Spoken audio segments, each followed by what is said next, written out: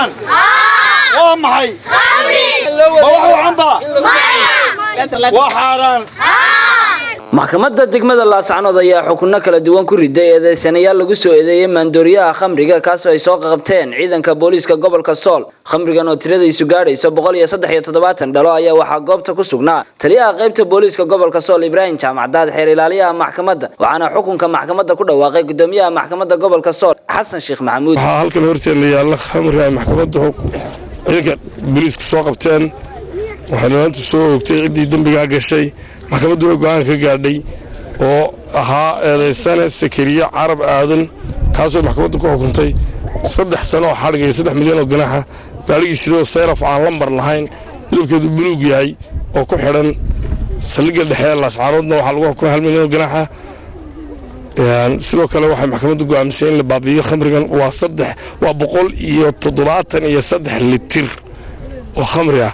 in la baabiyo goobta fagaaraha lagu baabiyo sida ay jideysay shariicada islaamka quraanka kariimka aayadaha suuratul maa'ida xaaraantinimeynaya khamriga cabidsiisa isla markaana sidoo kale xeerkeena xeer 21 soo baxay sida uu jideeyay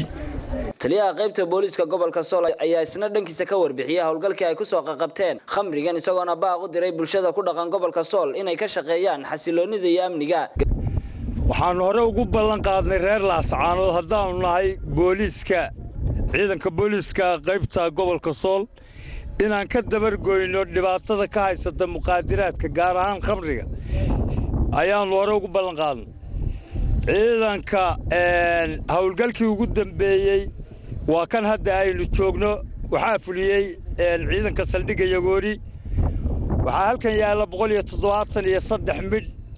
litir oo ay soo qabteen ciidankaas halka waxa ka horeeyay 5 qaybood oo hore oo kulli 3 qaybood xukunkoodu uu israaco mar la wada gubay qaybina gaar ahayd aad iyo aad waxaan ugu ammaanayaa ciidanka booliiska hawlgalladaas ay qabteen abaalmarintoodana insha Allah ilaahayna waa ka abaalmarinayaa dawladana waa ka abaalmarinaysaa shacabkuna waxa weeyaan way ku leeyeen abaalmarinta shacabka laftiisa arintaas waxaan ku dhiirigelinayaa in ay la dagaalamaan sidii ula dagaalamayeenba ayna soo qaban doonaan wixii dambe in laga waantoobo oo dadkii caadaystayaasha ahaa iyo kuwa unguroonaya inay ka ganacsadaanba ha ku quusteen ku quuso quraantaan leenahay dibna loogu arki maayo shakhsiyaadka weli ku wareegaya magaalada ku dhex jirana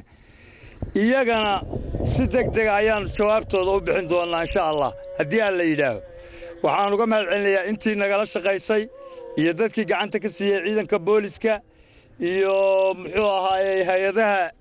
ka qayb qaatay intaba gabagabadiina waxa goob fagaaraha lagu burburiyay khamrigaasi oo tiradiisu gaadhayso 173 dhalo Samiir Saciid bila telefishinka madaxa bannaan ee Bulsh Laascanood